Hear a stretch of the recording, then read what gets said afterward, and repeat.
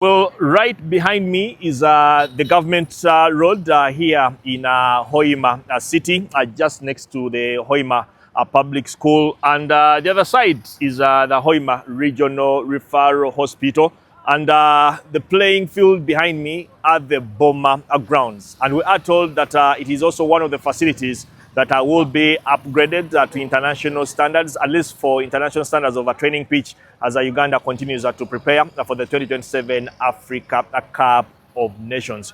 We are going to embark on a journey that takes us to the Hoima City Stadium construction site, just about 3 kilometers from the central here in Hoima City. And of course, we want to check out the works that are happening there. Of course, Asuma Construction Company is in charge of that. We hope that we are allowed in. We hope that we can get that guided tour, and we hope that we can try to talk to a few engineers here and there. We are going to use public means, and to be specific, we are going to use a border to get there. But of course, there are different means that we can use. We want to see how will it take an average football fan to travel from Hoima City to get to the Hoima City Stadium once it is open for operations. Well, so this is us. Our journey started, of course, like I told you, that we shall be using a border or a motorbike. And the question of why a border or a motorbike is because it was the easiest public means of transport, because there were no taxis that were heading to the Hoima City Stadium. The other bit would have been probably a cab, a Bolt, Uber, safe car. But unfortunately, there was, for the moment, there is nothing like that in Hoima City, probably because the demand for such means of transport is not really that high. So this is us getting out of the city center. Of course, the stadium is located along the Masindi Road, and we will be connecting at the Masindi Road a few moments, so a few minutes from now. Like you can see, of course, yes, the road is very nice, so it is very beautiful, just like all the roads in Hoima City. You want to think that the Uganda National Roads Authority really did a very good job in making sure that they construct the roads to at least standards that you would want every road user to be impressed or to be comfortable using the roads. And of course, like you can see, there are probably more borders on the road than cars. Not that there weren't cars in Hoima City. The cars are there, but people prefer to jump on a border to move from one place to the other, just like it is in Kampala, or just like it is in most cities or towns around Uganda. So one of the other reasons rather why we used a border was that we also tried to find out how long it will take an average fan to travel from Hoima City to go to the stadium or the facility. And of course, like we told you earlier, it is about 3 kilometers from the city center. So being 3 kilometers from the city center, obviously it is not that far. So you want to think that it will be very easy for people to navigate. I mean, I've seen people moving from Nambole back to the city center on foot. I've seen people moving on foot from the city center to Nambole just to watch the Uganda cranes in action. And you feel that there will be lots of those, by the way, who will be moving on foot if they won't be using borders, or if they won't be using public means. Yes, the roads are a little bit narrow, just like it is the case in Kampala and some other areas, but the road users always find their way. So this is us on Masindi Road. Of course, just a few meters behind us was the Masindi Roundabout that separates Masindi Road, then Hoima Kampala Highway.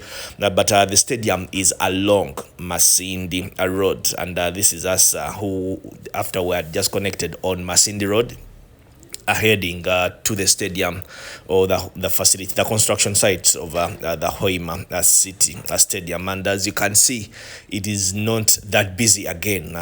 Most of the road users you will see on motorbikes, those are riding motorbikes and all that, and less of the motorists. One thing that fascinated me, by the way, about Hoima City for the 3 days I was there was the weather. The weather is very beautiful, just like Fort Potro. If somebody has been to Fort Potro, you will agree that the weather in Fort Potro is very beautiful. The air you breathe is very refreshing, especially if you spend most of your time in Kampala. The moment you get out of Kampala in places like Fort Potro or even Hoima, in this case, you will agree with me that actually the air is very, very, very beautiful that you breathe. And the city is a kind of in a valley, so that also gives you the opportunity or the ability to see different beautiful hills and all that. That is one of them, and this is some of the things that you can be able to see, capture or even take a picture with it in the background as you head to the stadium.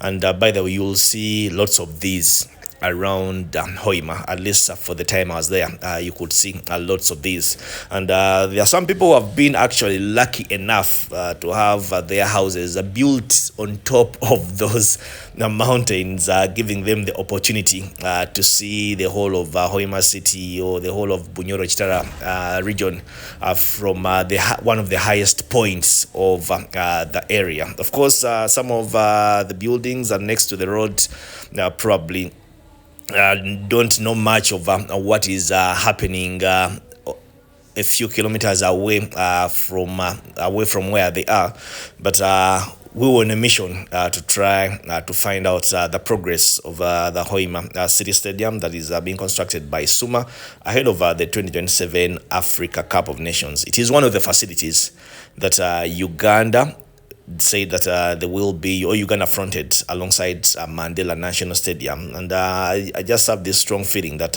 if the Akibwa Stadium in Lira is also done in time, probably it could be the other third facility that we will be using for the competition. But of course, that is one of the hills as you get to see or you get to view on your way to the stadium. And yes, here we are eventually arriving to the construction site of the Hoima City Stadium.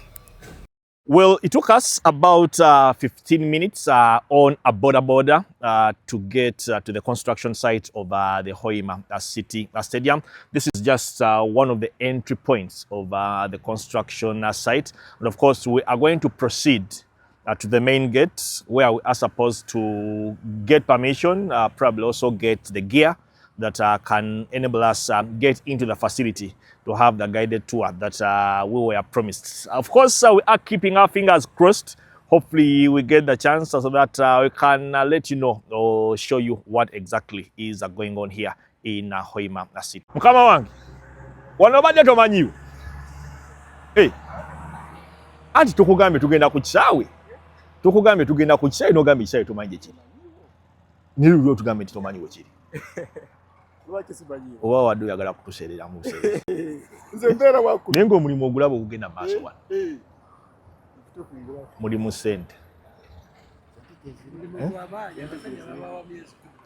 How often do you bring people here? Oba totera kuleetayo bantu?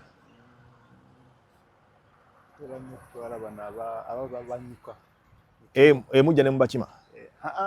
Baba mu kkubo. Kati tugenda tukiririre kali kugulya gundi kuba geti gye tugendako eri wali awo ffe omujja okutuleka. Nze mbeere wakkulu manyiwo bulungi nnyo.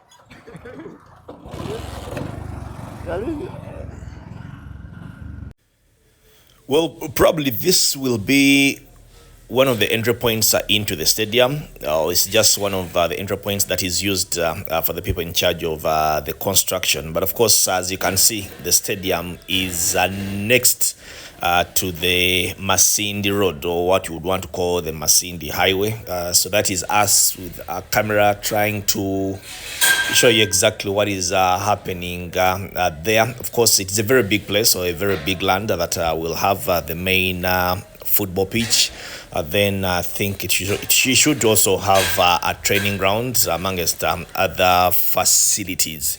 So we are just going past it, and immediately after that, of course, there is a road that does take us to the main entrance of the construction sites. On the other hand, you have the offices of the people who are in charge of the construction. That is Asuma, Minister of Works and Transport, and other people.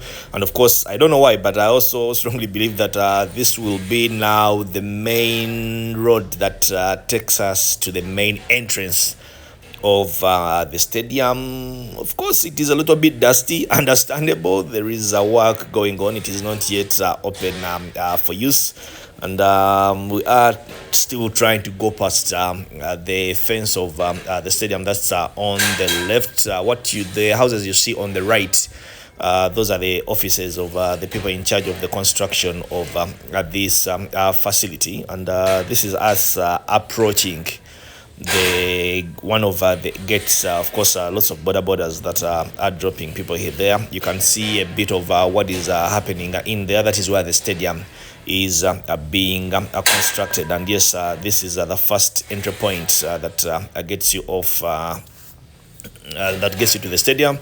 And we try to talk to who we found there to help us with assistance of how we can be able to get what we are looking for.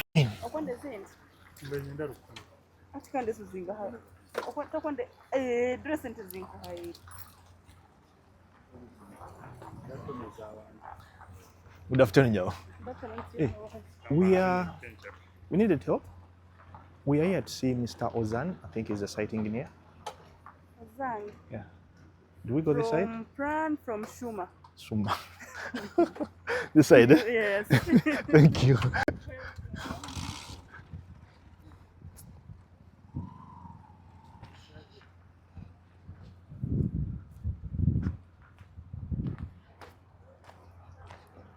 So we are trying to find the site engineer, Mr. Ozan. Well, we are trying to take a gamble that didn't pay off. Unfortunately, we weren't allowed to have the guided tour like we had hoped that we'll be having the guided tour. But of course, what you're seeing behind me is the construction sites of the Hoima City Stadium, of course, Suma, together with Prand Engineering Limited and the Minister of Works and Transport here in Uganda are in charge of the facility. From what I can observe, the pillars that will probably support the final stand started taking shape, and it is from there that probably all the other works will eventually start to take shape. But there is a lot of space, even from down here, where we expect to have other sports facilities, probably an indoor arena, one or two training grounds, but also other facilities as the final project does say that they will be having. But of course, the main thing is the football pitch that Uganda hopes to be one of the pitches that they use for the 2027 Africa Cup of Nations alongside the Mandela National Stadium. And we hope that probably in the near future, we'll be back here with all the necessary requirements that we need to have the guided tour around the facility. We tried all of our best. Unfortunately, we could not get in because we didn't use the proper channels to get here. And the people around, the people responsible, were candid enough to explain to us what exactly it requires for one to get in here and probably have that tour around the facility. And we hope that next time we can get lucky.